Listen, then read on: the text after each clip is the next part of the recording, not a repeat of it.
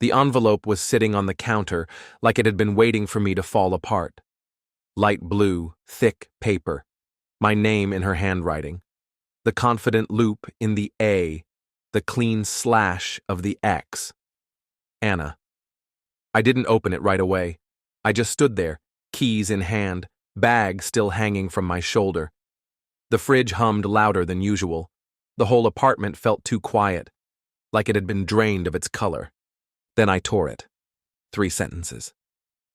I took the inheritance. Don't look for me. Mark and I are gone. There was a transaction receipt inside. I looked at it 3 times, hoping I'd misunderstood. I hadn't. The entire account. Drained. Every last cent of the money my Aunt May left me. Gone. My vision narrowed. I stumbled back into a chair. Something fell behind me. Maybe my phone. I didn't care. All I could see was her name, her signature at the bottom of the wire form. Neat, certain. Mark. My mouth went dry. That name rang like a fire alarm in my head. Mark, the old friend. The one who came to our house for wine, the one who hugged too long, smiled too wide. Anna used to joke he was too much. I never pressed it. Didn't want to be the jealous husband. I was an idiot. I walked to the bedroom. Her vanity was stripped bare. No perfume, no earrings. Her side of the closet, empty. I opened the drawer under the bed. The memory box was gone. The air turned thick. I opened the window and leaned out, just to breathe. Below me, the street buzzed, honking, shouting, a dog barking. The world was moving forward while I stood frozen inside a collapsing life. My phone rang. I picked it up without thinking. Alec, it's Mira. From Harding and Lowe. My lawyer. I just got notified about the fund withdrawal. I thought you knew. I couldn't speak. She filed for a change in beneficiary last month, Mira continued, voice low, careful. She used the power of attorney you signed during your aunt's hospice period. That was for medical decisions. She extended it, retroactively. The bank accepted it. You're saying she forged documents? I can't say that, but I strongly suggest we meet. Immediately. I hung up. My hands were shaking. I pressed my palms to the countertop, trying to stay grounded. Through the window, I saw a red kite drifting above the buildings, lopsided, lost in the sky. In the living room, her mug was still on the coffee table, lipstick on the rim. I picked it up, threw it against the wall. It shattered with a sound that barely registered in my ears. This wasn't an argument. This wasn't a mistake. This was deliberate. Surgical. I opened the fridge. 1 apple, perfectly red, cold to the touch. I stared at it for a second, then bit into it, hard, too sour. I spat it out in the sink. On the hallway mirror, there was a smudge of her fingerprint. I stood there, breathing hard, everything around me familiar and suddenly unreal.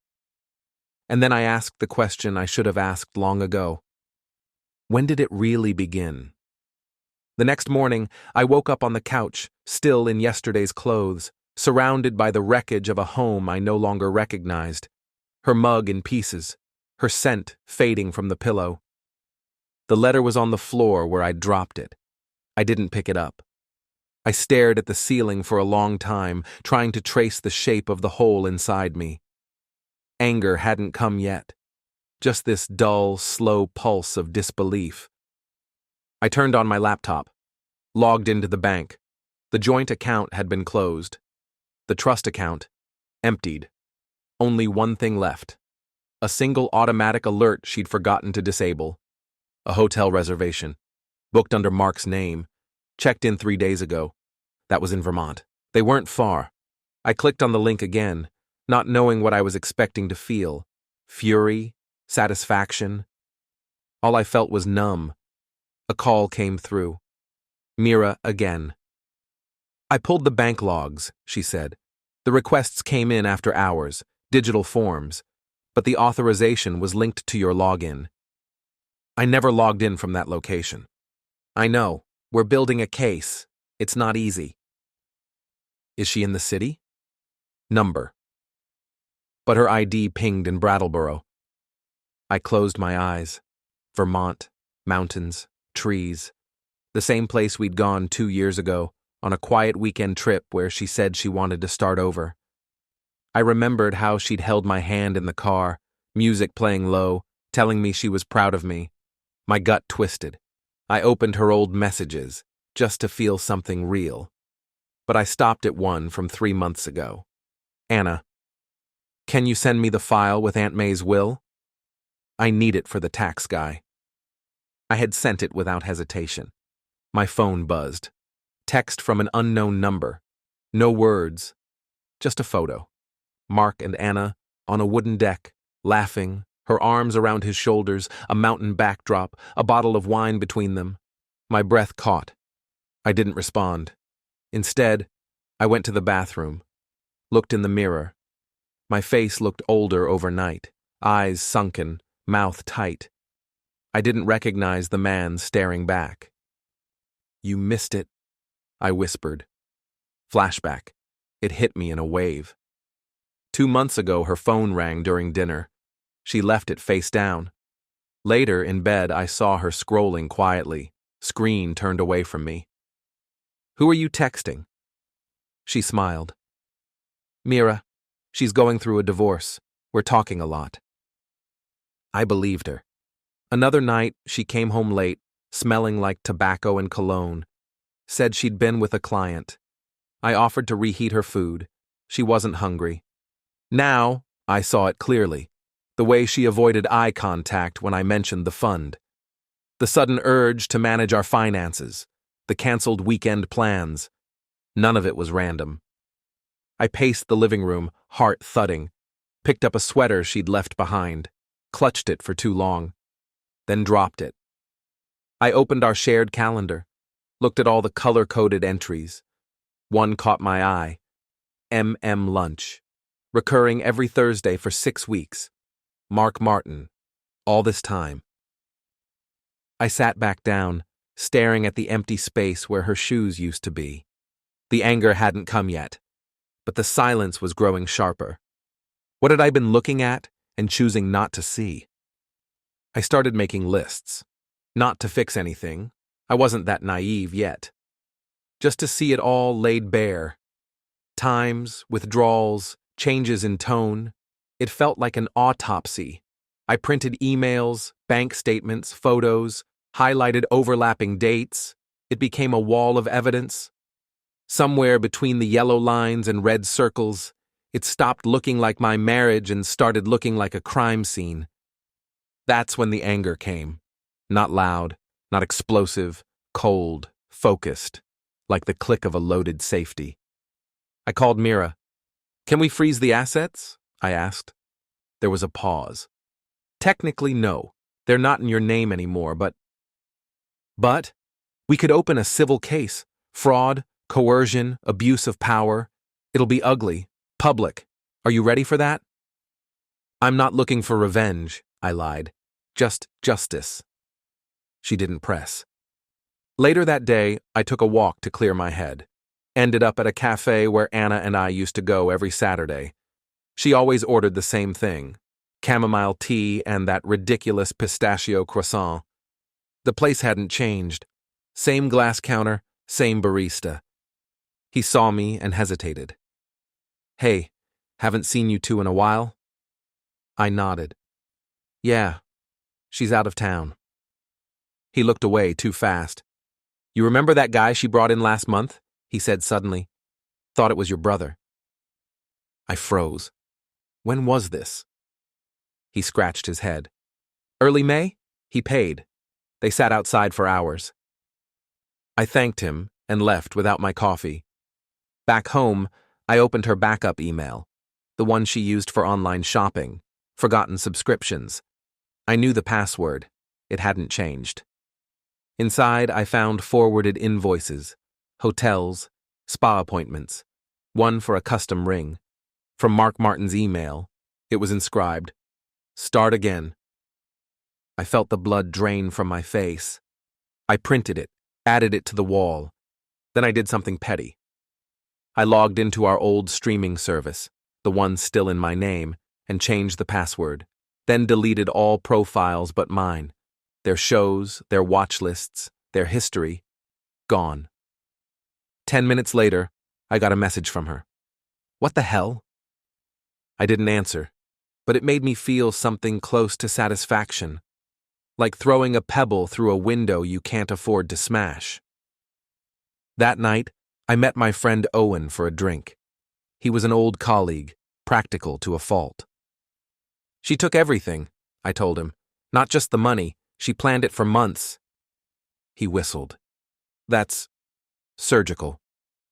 I want to do something, not destroy her, not stoop to her level, but something. Then don't fight like a husband, he said. Fight like an architect. I looked up. Build something she can't tear down. Use what she tried to steal and turn it into something bigger. It wasn't revenge. Not exactly. But it lit a spark. For the first time in days, I felt upright. This wasn't just a betrayal. It was a blueprint. And I was starting to see the structure underneath the ruin. I filed the paperwork the next morning. Affidavits, exhibits, a formal complaint. Mira warned me. It would take time. The courts moved slowly, especially when emotion and property were entangled. But I needed the motion. I needed the illusion of progress. A week later, I received a letter, not from the court, from Anna, typed, no greeting, no warmth. You're embarrassing yourself. It was my right to use the funds. You gave me access. We both know the trust was wasted on you. Let it go. There was no signature, just the initials AM, Anna Morgan. She'd dropped my name. My chest went hollow. I drove. No destination, just moved through the city like a ghost. The streets were loud, congested. I didn't hear them. I didn't hear anything. I stopped at a red light. A kid crossed in front of me, holding his mother's hand. His balloon slipped free, floated into the sky. He cried, pointed. She said something, probably reassuring, but I couldn't hear it. The silence inside me was louder than the world. When I got back, Mira was waiting outside my building. There's a problem, she said. We went upstairs. I offered her coffee. Neither of us drank it. She got ahead of us, Mira said. Filed a counterclaim. Emotional duress. Claims you manipulated her during your aunt's illness. Pressured her into financial dependency. What? She's accusing you of coercion. Her lawyer submitted emails, voice notes, edited, selective. It paints a very different story. I sat down. The chair felt too small, the room too bright. She's not just trying to keep the money, Mira said. She's trying to bury you with it. A pause. She's smart. No, I whispered. She's ruthless. That night, I went into the garage. The box of my aunt's letters was still there. The real ones, not the digital scans. I opened one at random. Her handwriting trembled in the later ones, but always the same sign-off. Use it well. I trust you. I'd failed her. I brought the letters upstairs, laid them on the dining table like relics. Around them, my apartment looked like a ruin. Empty shelves, half-taken pictures, a rug with wine stains we never cleaned. I dropped into the armchair, sat still. Time passed. Then I saw it. The mirror on the far wall, long, antique, a gift from Anna, was cracked. Not shattered, just a single diagonal line like a fault through glass. Had it always been there? I walked toward it, stared at my reflection. One man, two halves, divided. That was the breaking point. I fell to my knees in front of the mirror and stayed there, forehead to the floor, chest tight. I couldn't cry.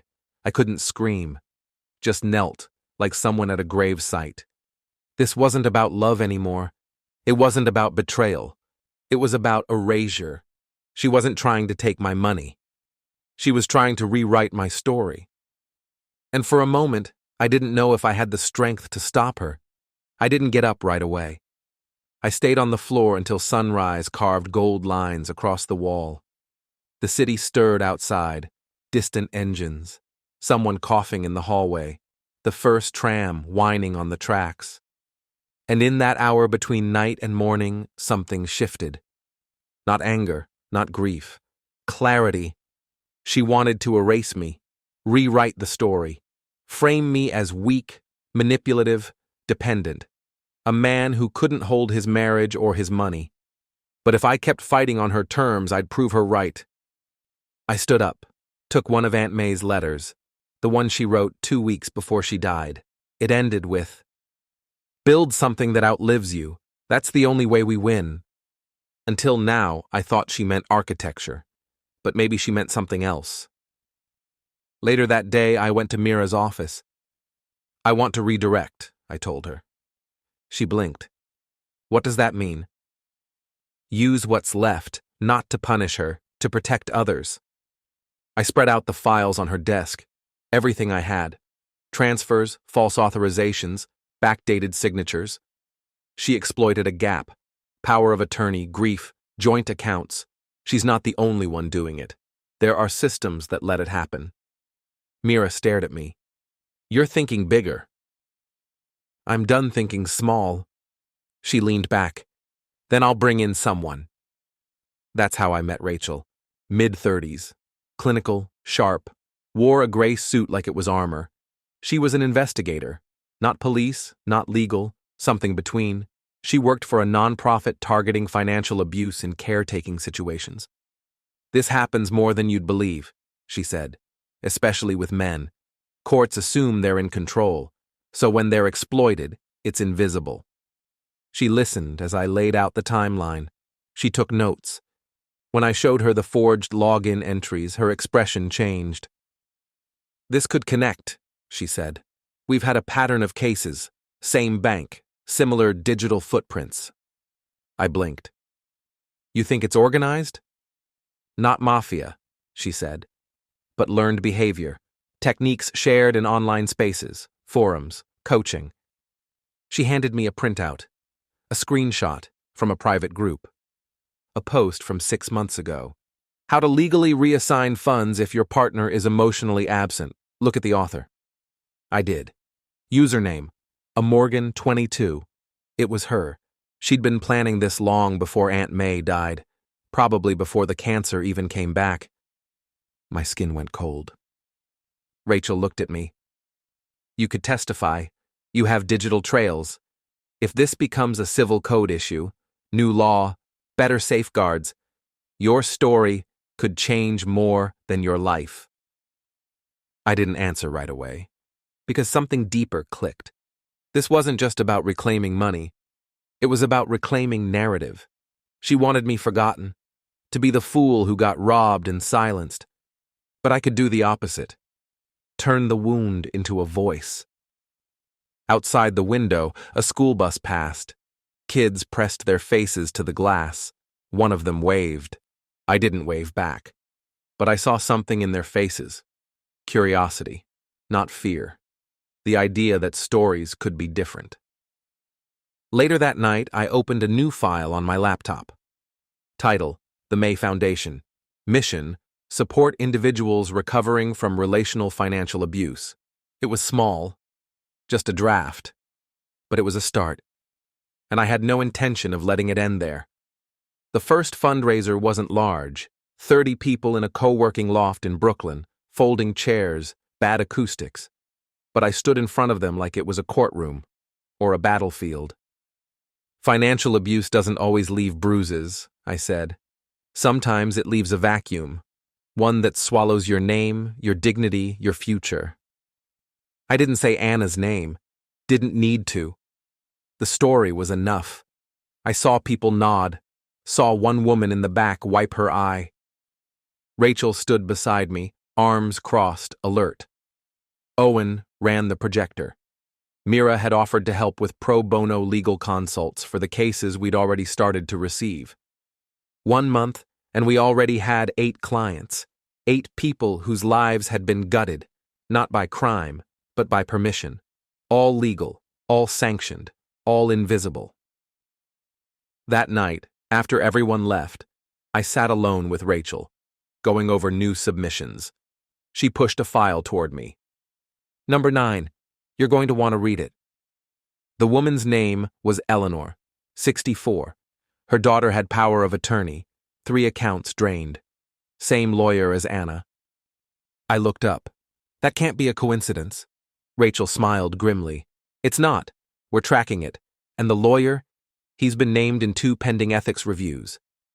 I felt the old heat rise again, but it didn't control me anymore. I could feel it, shape it. Let's file it. This time, we go fast. The next week, we ran a seminar at a community center in Queens. Free to attend. Rachel spoke first. Then Mira. Then me. Afterward, a man came up, early 40s, rough hands, paint on his jacket. My ex-wife said I gave her permission to close our joint line, he said.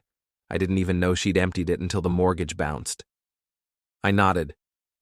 Do you have documentation? He pulled out a folded receipt. It had Mark's name on it. Mark. He was still circling the same drain. I handed the paper to Rachel. She scanned it, frowned. This connects. By the 3rd month, we had 15 active investigations, 1 pending class action. I was no longer Alec the husband who got left. I was Alec Morgan, founder, advocate, strategist. At a legal roundtable event downtown, I shook hands with city officials. One of them, a councilwoman, asked if I'd ever considered testifying at the state level. She'd read my op-ed, said it hit like a hammer. After the event, Owen nudged me. You realize she just offered you the floor of the legislature? I laughed. I was just trying to stop my life from bleeding. You turned your wound into a weapon. We walked out into the night. Cold, clean air. People spilling from bars and taxis. The city felt different now, like it wasn't watching me, but listening. At a corner, I saw someone who looked like Anna. Same height, same coat. My body tensed. Then she turned. Not her, just a stranger. But my reaction told me something. I wasn't afraid anymore. Later, in my apartment, I drafted the annual report for the foundation. In the mission section, I wrote, "We are not here to ruin lives. We are here to reveal them." And for the first time, I understood. She hadn't destroyed me. She had revealed me. The hearing room was colder than I expected. Not the temperature, the atmosphere. Everything in beige and wood, fluorescent lights, folding nameplates, rows of silent observers.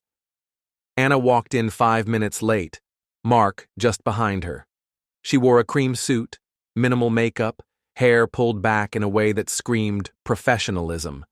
Controlled, calculated. She didn't look at me. But Mark did. Briefly. Smirked. Across from me, Rachel opened her binder. Mira leaned in. "Remember," she whispered, "you're not here to win. You're here to reveal." I nodded. The moderator called the case file number, not by name.